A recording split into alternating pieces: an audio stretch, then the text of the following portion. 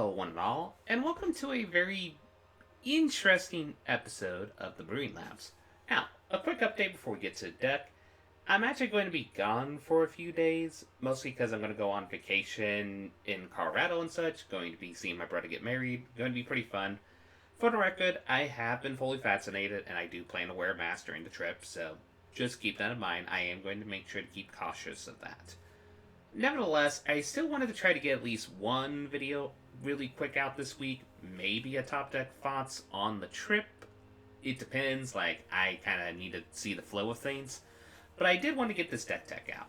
And this deck is interesting. I will say that right off the bat. This is definitely one of my more experimental decks. But basically, the basic premise is it's Rune Storm. It's an updated variation of Rune Storm where we're actually playing Riddle form in the list. Riddle form, pretty much anytime you cast a non-creature spell, it will become a free Sphinx creature with flying. We can actually attach runes on it and make it like a free with trample, a free with haste, stuff like that essentially, or lifelink and such. We also put other creatures that we would not mind also getting the runes as well, but let's just get through the list real quick. We have pretty much 3 of each of the runes, which in this case is the Rune of Sustenance, the Rune of Flight, the Rune of Mortality, the Rune of Speed, and the Rune of Might. For those who haven't experienced with the runes, basically the catch-22 premise is that you enchant a non-land permanent of your choice, or actually a permanent, so you can't actually enchant a land with this, keep that in mind. But pretty much you enchant a permanent, and it gets a keyword ability and maybe some additional stats. But most importantly, when you cast it, you draw a card. We also are comboing it with Rune Forge Champion, which then will make all of our runes cost 1 mana, generic mana, as well with Transcendent Envoy, which pretty much makes our aura spells cost 1 less to cast, which makes all these free, so that gives us infinite card draw, essentially. Besides that, we are also learning some Learn package with Sparring Regimen as well as Retriever Phoenix. Sparring Regimen, testing this out, do like this a lot because you can actually sneakily put runes on this. Why? I'll get to that in a minute. But essentially, we have this as a way to make our creatures bigger, essentially, just because anytime attacks, put a +1/+1 counter on a target attacking creature and untap it. Very nice for the list. We're also running a few Banshee Lights just for our removal. We're also running Nico Eris just because it's a nice planeswalker that has some constellation triggers, which we have at least one in the deck, which is nice. But also just nice as semi-removal, semi-planeswalker, essentially. Very powerful, just like card draw engine, more or less. Besides the rune engine that we have here. We're also running Luris of the Dream Den. Very powerful card. Since we do have a lot of runes, we can cast them from the graveyard if necessary. And also just has some fun synergy, just being able to draw cards, and then using Nico Eris to essentially -1 to remove a very problematic threat. They are a very powerful planeswalker for the list. As stated before, we have Archon Sun's Grace as our one semi-constellation thing. And then we're running 2 Goldspan Dragon. Honestly, you could probably make this to 3 or 4 just because it's a very powerful card in the format at the moment. And of course, very synergizes well with runes as well, because anytime we target a rune with it, it will generate a treasure. Now, the learn mechanic / lesson mechanic is a little minor in this deck, but it's actually very important because there's some shenanigans you can do with it. Most importantly, we have our mascot expedition, start from scratch for artifact removal, teaching arcades if we needed to get some card draw, environmental science for essentially mana filtering. But you might notice a weird thing. We're running actually free of Mercurial Transformation. This card I've been actually liking a lot more, mostly more from a defensive as well as aggressive stance. Like in the more defensive decks, you can actually take a very problematic non-land permanent that's your opponent has, like let's say a Banshee Light, and then you can like stomp it, or just like use any of your other targeted removal to actually remove that if you don't have like enchantment removal.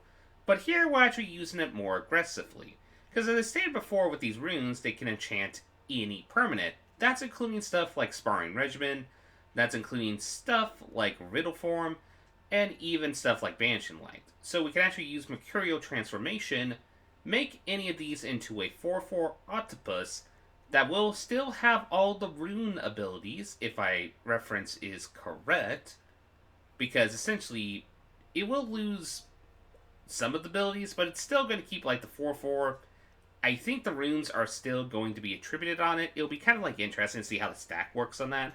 But there's sometimes where you can just make these into 4/4s, which, with this deck being kind of like a mid-range aggro deck, can finish the job.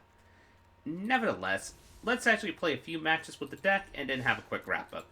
Like I said, this video is going to be a little bit quick since I had to do a lot of packing and had to get ready for the trip. So, did wanted to get this out, so... We're going against an opponent with no name. This should be interesting. Okay, this hand is... alright, actually, if we don't mind just doing a turn-free Nickel Eris or a Banishing Light, so I think I'm going to give it a whirl. We'll play this on the Riverglide pathway, pass the turn to our opponent. Ah, Bushwag shenanigans. This should be fun. Anyway, so here we're still going to play it on the Riverglide pathway, but we do have our Runeforge champion here. We're going to see what our opponent does here. We could just play... I think here I'm just going to play Nico Eris for 0 here. Don't make any shards, but we can just remove this real quick. This reflects on your actions.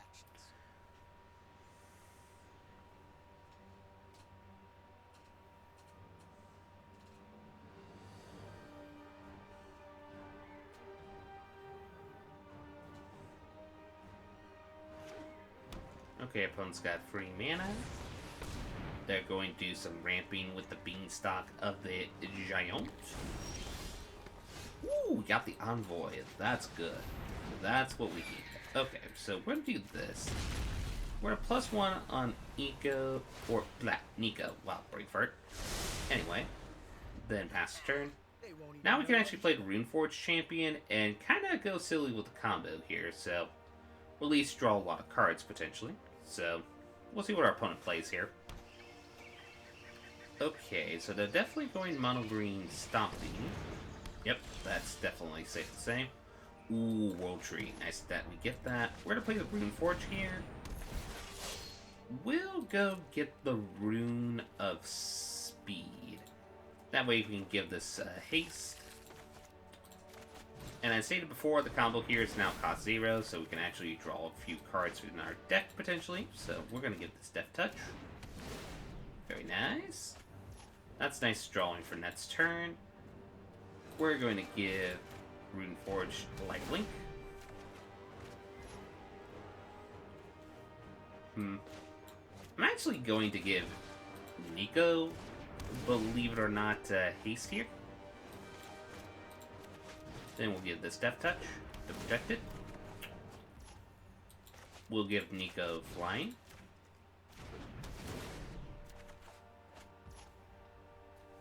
And honestly, +1.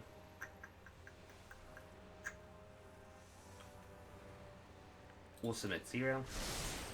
I can get you past the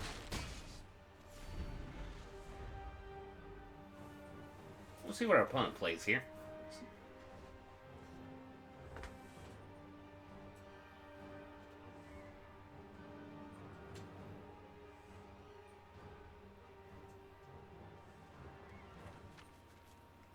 We have access to 5 mana, so we could just play Retriever Phoenix, do some learning, and actually make Nico Eris into an octopus.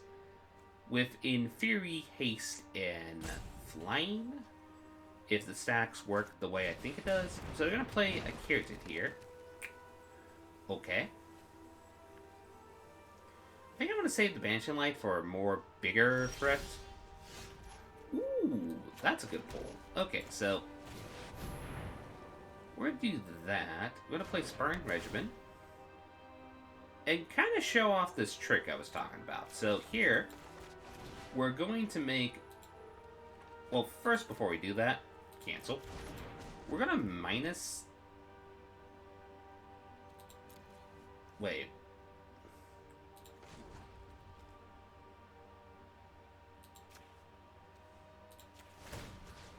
Well, yeah, we're just going to make sure that we activate the ability on this.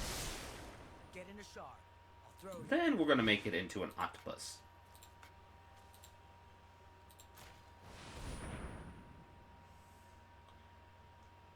And is this for mostly experimentation?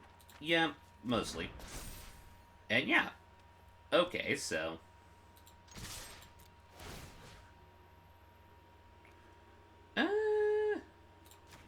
Sure, we'll give Nico a +1/+1 counter.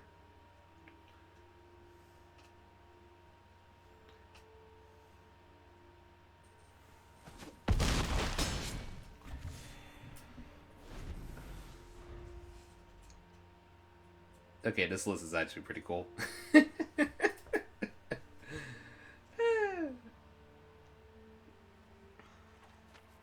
So let's see what our opponent plays with the Stompy variety here.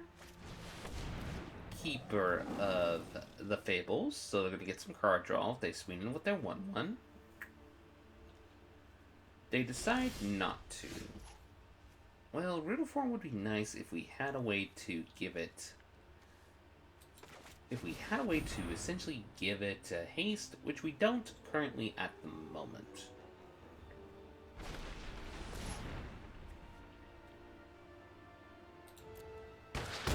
Okay, they just wanted to get rid of that. Makes sense. Well, in that case, I think here we just create shard token. Breath. I got this. We'll put this in tap. We'll activate shard token. Rune of Flight's not bad. Because we can then put that on our Sparring Regimen as a way to just sink our mana. We'll swing in for 1. That's because it's a 2/3 now.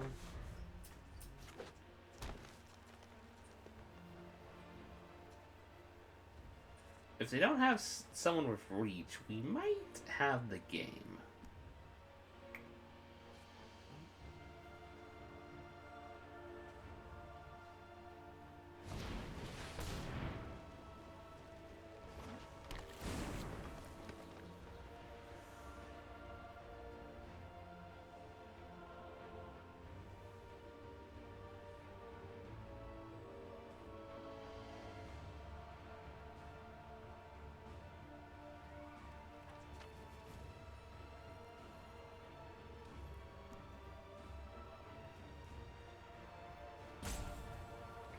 Our opponent's thinking here.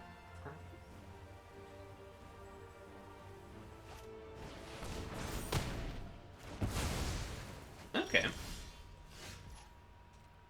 That works for us, because what we're just going to do is this. Get Mercurial Transformation again. We'll change the Banishing Light into a creature this time. 4/4. Swing in for lethal. Untap this.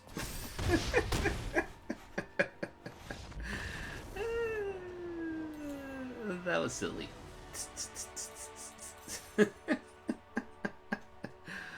Okay, that was pretty awesome, I'm not gonna lie. Thanks.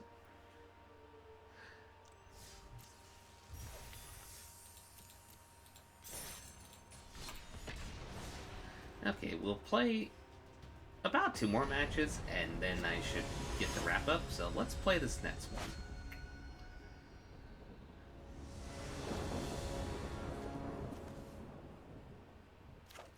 Okay, this one's actually pretty decent because we can do a turn 2 Transcendent Envoy or a Riddle form potentially. Yeah, that's key. We'll play this tapped.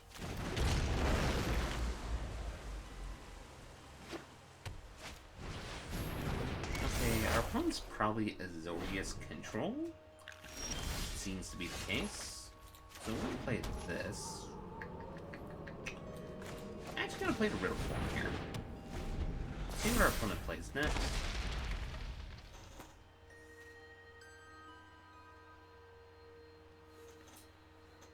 I'm curious to see if they try to remove the Riddle form, or if they try to develop their board more. They might also be holding up counter magic, so we have to keep that in mind. That does seem to be the case.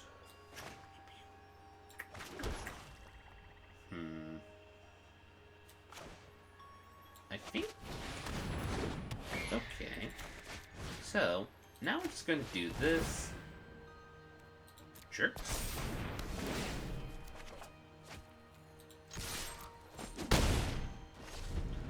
So now our riddle form has flying, which, not the most exciting thing, but next turn we could give it a few more abilities.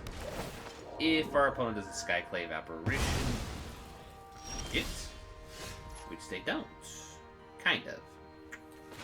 Well, in that case, we'll give it lifelink. Draw a card. Play the land. Swing in for free. There is a chance here they might have a second Skyclave Apparition, but lucky enough we do have the Goldspan Dragon to help us out here. It seems like they don't have it, so actually, first things first, let's... Oh, okay, so they don't have counter magic either, so...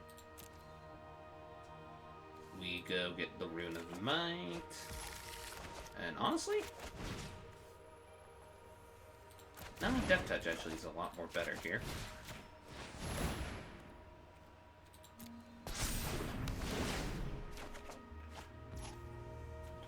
And we're going to play this so that we can have our Dragon Friend next turn.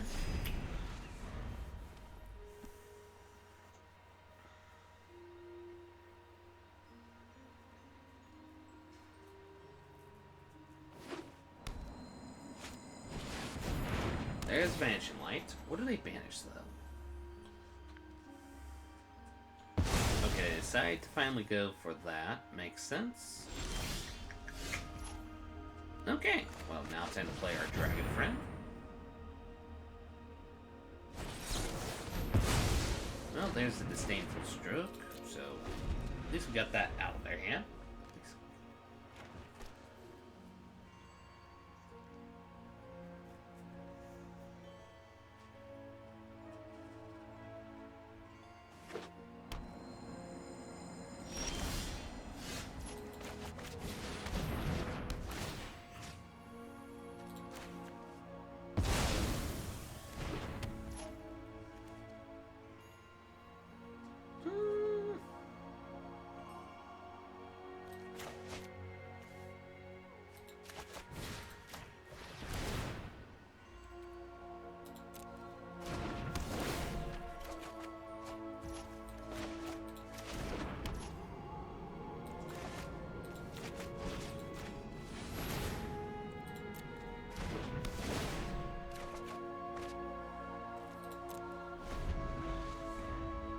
The reason why I explain the runes here is because if our opponent has another Banishing Light, I would rather than not.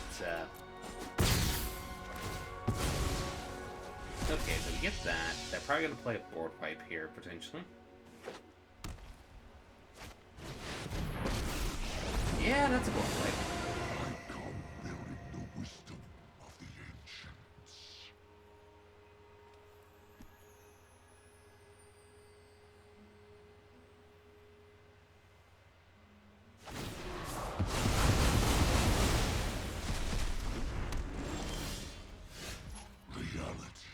Well, is unwritten. Yeah.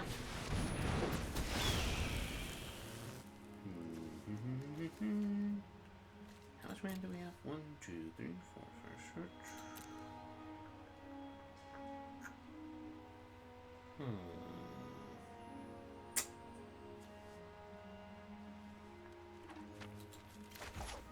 Yeah, I think here, actually, believe it or not. Well, no, wait.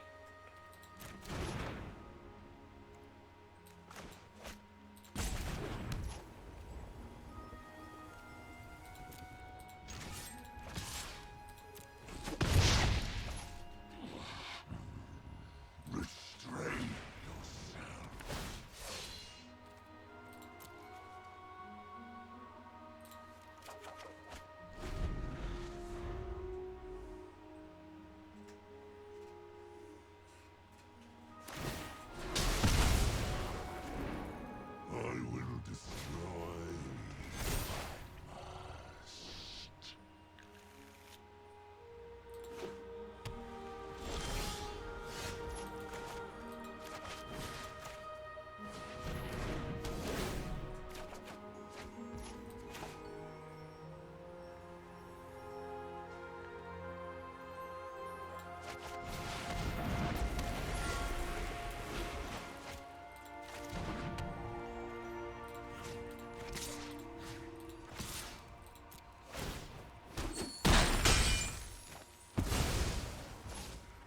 Proceed in my stead, Planeswalker.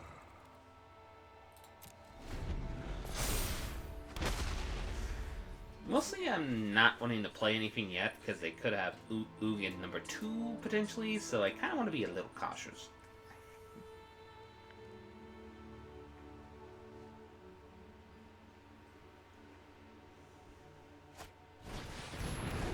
Just another Birth Relatives, so go get themselves a Plains.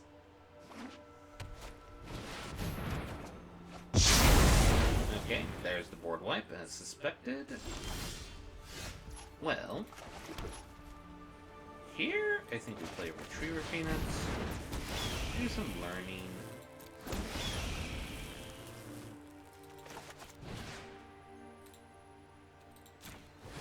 Make our treasure into a 4/4.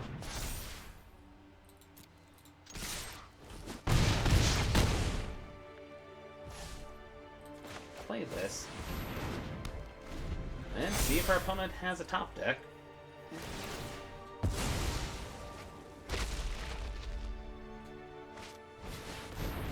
Vanishing Light on the Phoenixes. Makes sense. And that would probably be a board.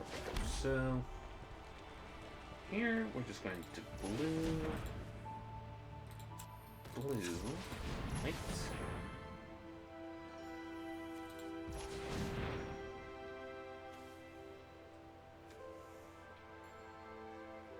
We will do this for 2.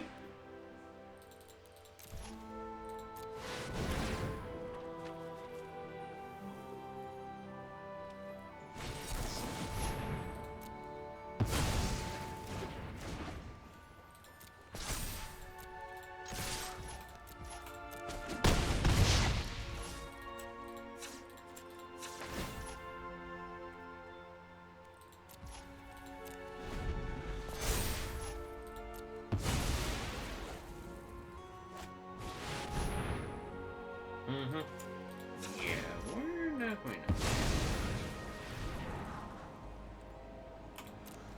Ooh, that's a good top deck. Okay, because now we give this Death Touch.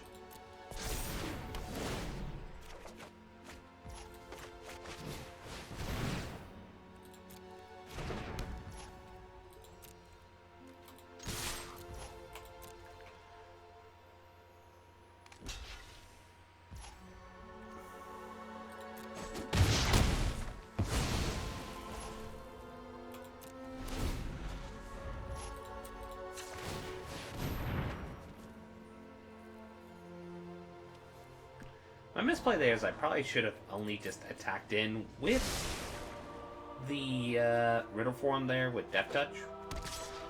That way to force our opponent.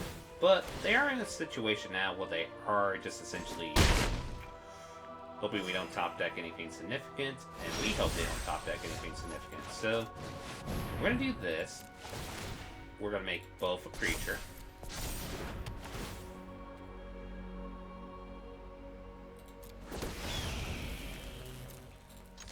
For lethal?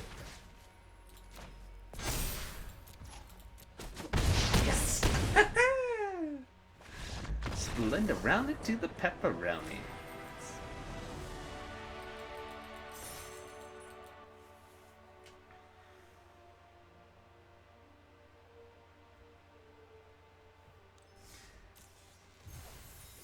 Okay, one more game and then time for the wrap up.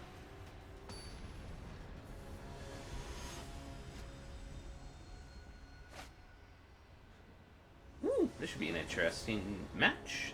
Let's see what shenanigans are abound. Okay.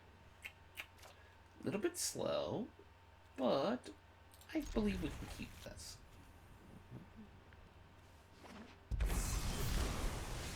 Looks like our opponent is also going to be playing a little bit of a slow match as well, potentially.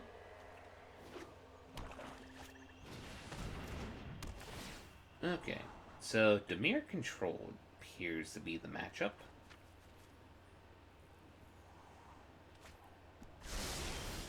They do like both their cards on top, so we gotta be a little cautious of that. Nevertheless, gonna play this on this. Going to play Riddle form. We hope to get an untapped mana source, potentially.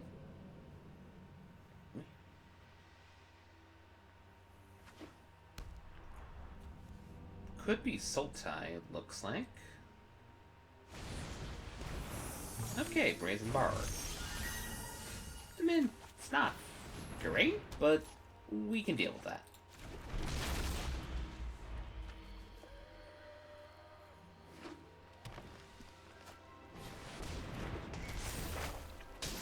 And I just now remember that Binding of the Old Guards is a card. Yeah, we're gonna Banshee like that. Something tells me this is like a 60 card ultimatum deck, and we do not really want them to have the ultimatum. If we can help it.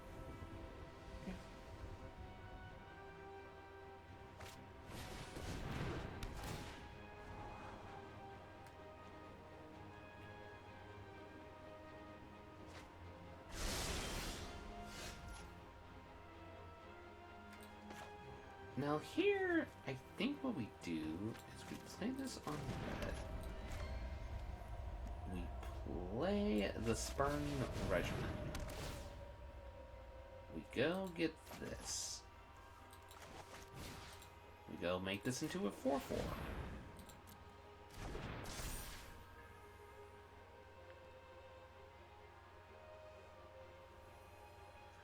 We hope they don't have a heart with that.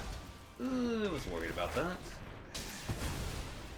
Yeah, that was a misplay on my part.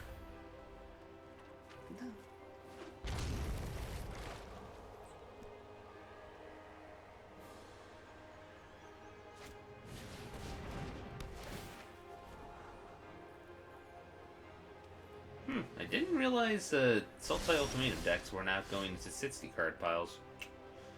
Okay, in that case, plan B. We're gonna do this. Search our library. Go get Death Touch. First, get this haste.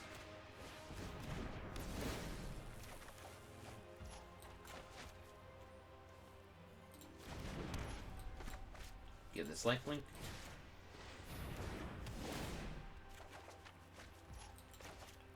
Get Step Touch.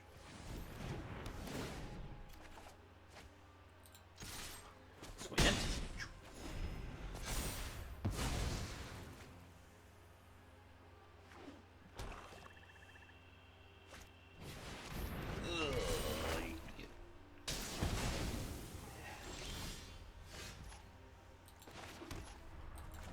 Got gold span, so it's not the end of the world. I think we just pass the turn here and see what happens.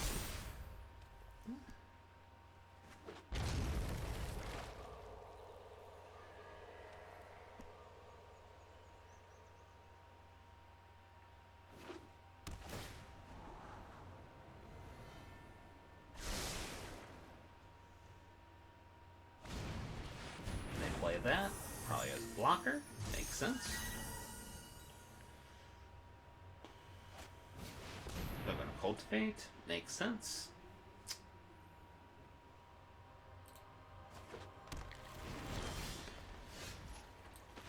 Okay, here we're gonna do this.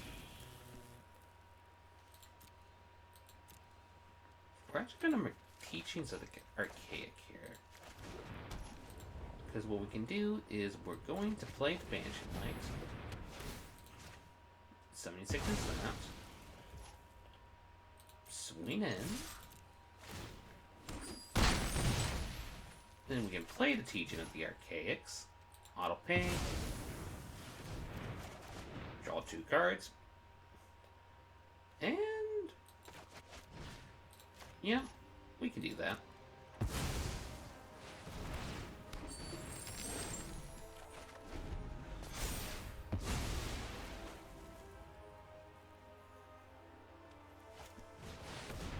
Here's the ultimatum.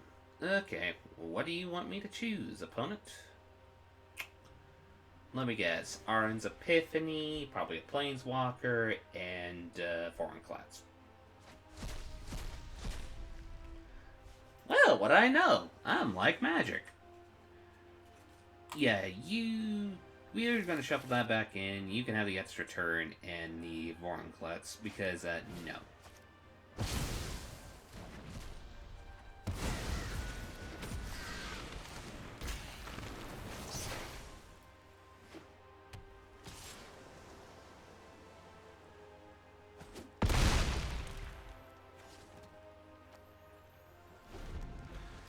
There's the second turn.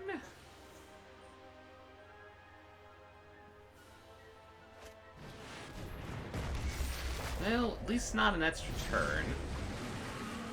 Oh, Vorinclex.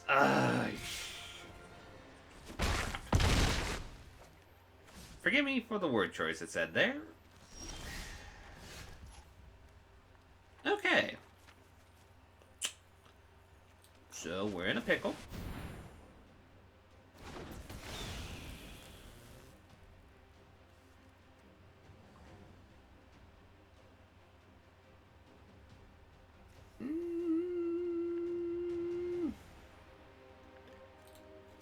I think that potentially. I'm gonna get this.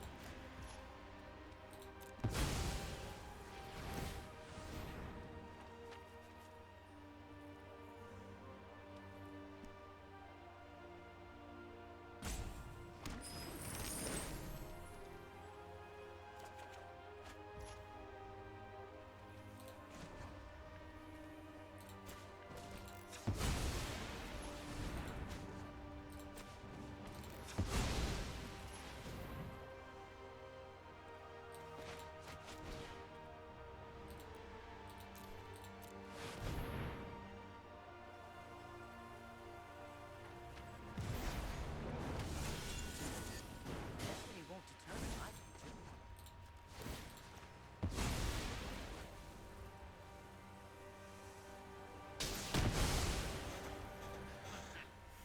I mean, You all I don't think we're winning from this, but at least we put up a bit of a fight at the very least. We'll see. Because the opponent's going to take something. They're probably going to take the really, really big gold span dragon. Just a hunch.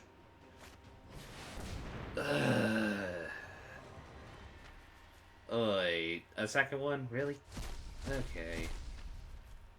This time we can't give them the extra turn, because that would be a very, very bad idea. Huh?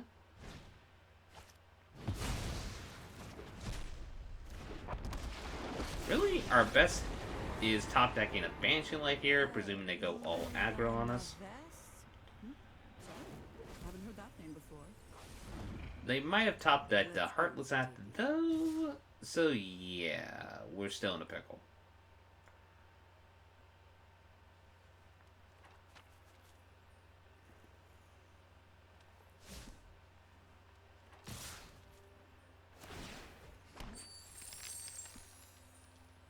No Heartless Act, no Heartless Act.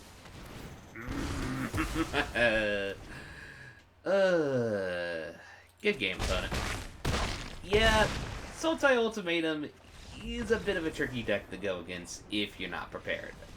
Honestly, you could probably throw some Disdainful Strokes in here against this matchup because, yeah, Ultimatum is a spell. I will say that right off the bat. Anyway, that is the deck. So 2 wins, 1 loss. Not bad. Overall, if there's stuff I would recommend for the deck, I would say things I would recommend trying out is definitely trying. You could definitely go into more of a control variation with the commands specifically. Stuff like Prismari Command as well as Lorehold Command. I tried them out in earlier iterations of the deck, and they so far did pretty well.